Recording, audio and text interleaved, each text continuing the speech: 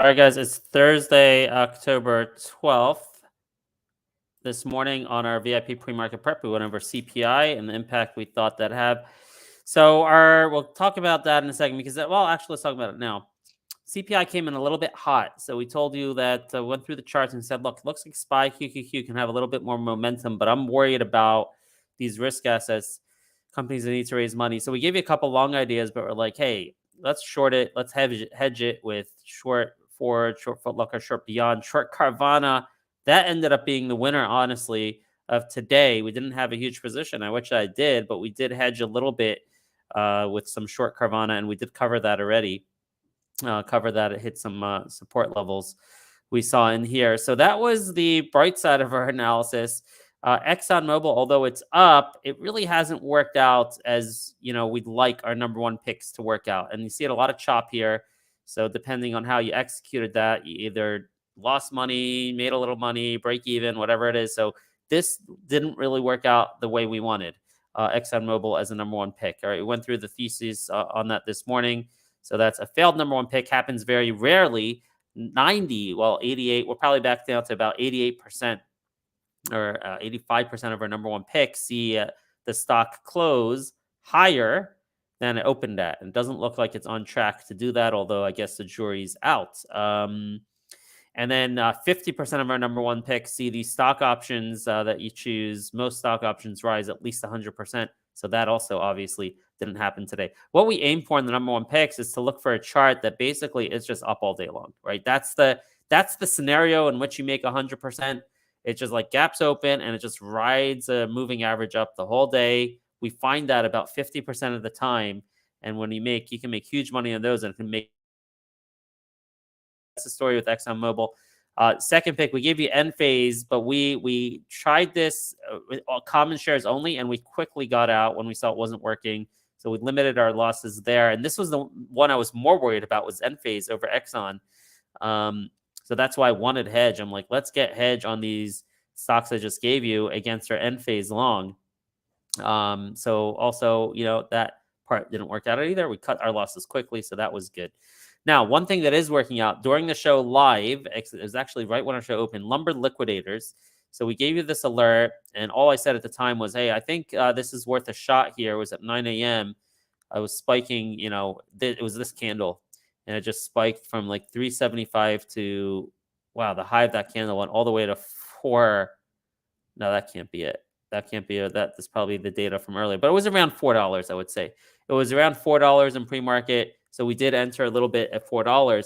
Tell you the truth, we averaged up during the day, and our average is right around here at 417, 418. So we're now like break even because we averaged up. So Lumber Liquidators, this is not really like a chart play or anything. This is basically they got a buyout offer for $575 in cash. And hey, $4 looks cheap compared to the $575 in cash, but there's two caveats. In the past, they had a $5.85. Back here in May 31st, they got an offer for $575, and you see it spiked that day to like the high 550s. But then they rejected the offer, and the stock went down. I don't know what this was. Maybe that was earnings. I don't know, or maybe another rumor of a buyout. I don't remember.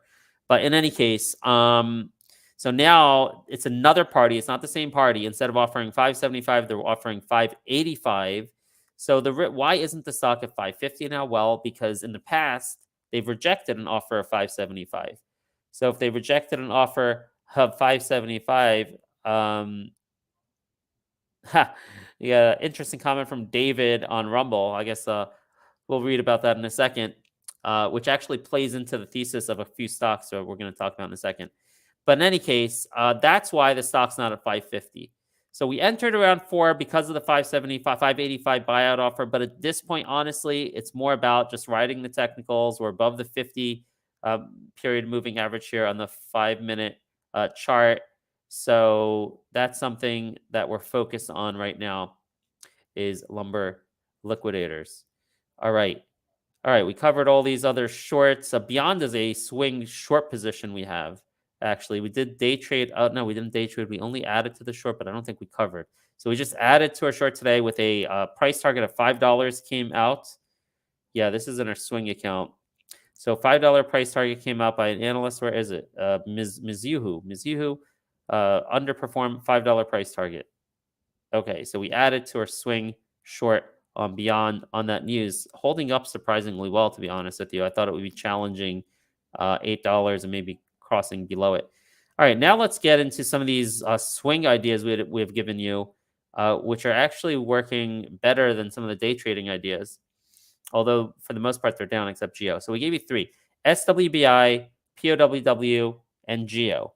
And this is all about the risk of terrorism basically in the United States and the problem with the border. So um, really it's a matter of people looking at, look what happened in Israel. They have, even with their great border, like, look what happened. So how much more so are we in danger here in America with not a great border, right? That's the thesis. That's the psychology of the investors that's been driving upward momentum here all week. And you can see that in Smith & Wesson, which hit a new 52-week high this morning. That's a gun company. Then you have then we'll go to POWW, which they sell gun and ammunition. So look at this big move. We gave this idea to you at $1.97 in pre-market early Monday morning. You can see up here at 223. So this is a swing. We actually added more to our position yesterday on both of these, on all of these actually, because there is a terror threat out there from the former founder or co-founder or some high person up in Hamas. And you can find this. It's a Daily Mail right now. If you go to Daily Mail homepage, you can see there was a speech given about encouraging uprisings this Friday. And depending on how it's being reported or how it's being interpreted, it's maybe even encouraging terrorism this Friday, possibly all around the world. Again, depending on how you want to interpret the speech. So that's been going around social media. It's going around WhatsApp. And I think that's driving gun sales up this week, all right? Or at least it's driving up the sentiment that gun sales in general will increase over time, because now not only do we have a porous border, but we have the possibility of terrorists coming through the southern border. So you're going to see, as swing trades, and not only swing trades, but I think these stocks are in play like every day. I think you can trade stocks like SWBI, POWW, Geo, and defense stocks like NOC, right? I think dips are viable. Look at that dip this morning on NOC. This has the best price target out of all of them, but even like Lockheed Martin, Raytheon, I don't think they're doing as well. NOC is still riding the big price target upgrade in comparison to the other two that the analysts didn't like as much. So NOC was our number one pick yesterday. The call options did go up 50%, right? So that added to our success rate yesterday. NOC did. So David over on Rumble saying, I'm a West Point military veteran, former FBI agent and China expert. The FBI is corrupt and America's headed for collapse and civil war. All right.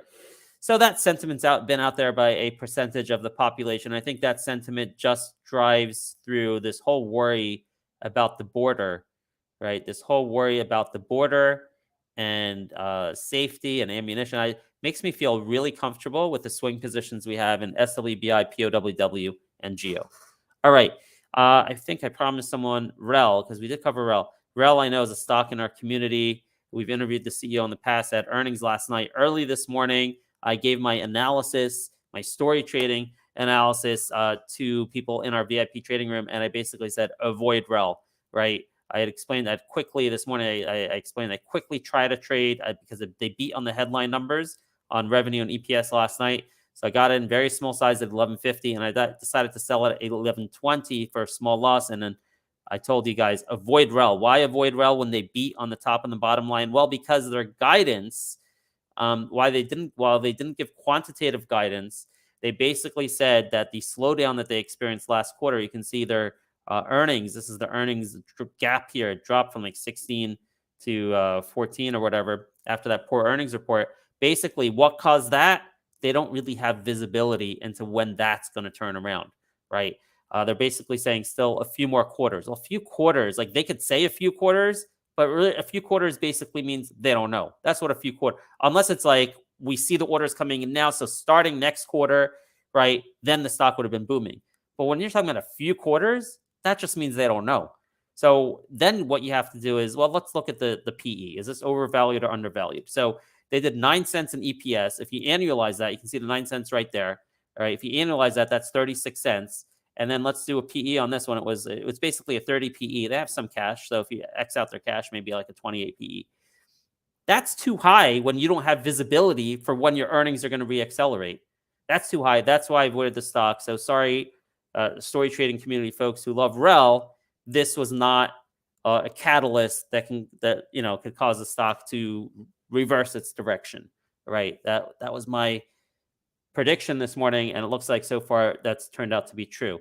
All right, maybe we should look at some technicals on some of these swing plays here.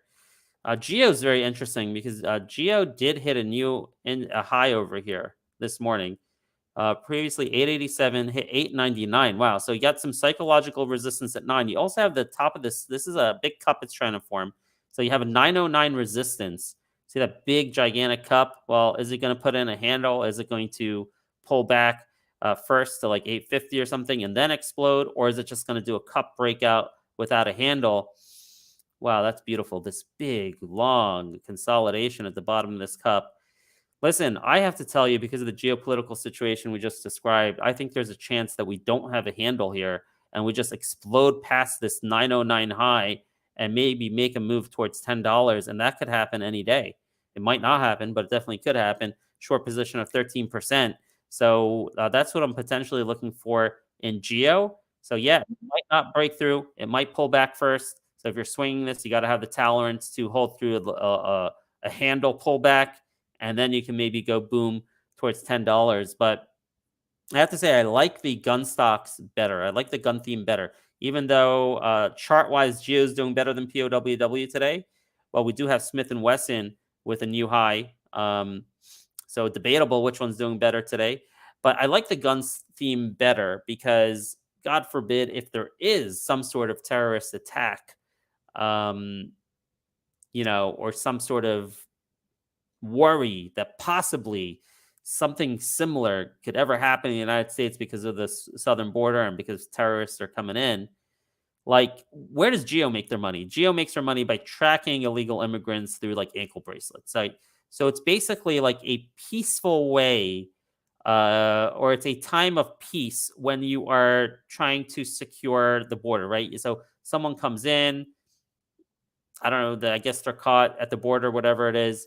And then they go to court and we say, okay, you got to come back. Court date. Okay. But in a time of great crisis, like, is that how the government's going to respond?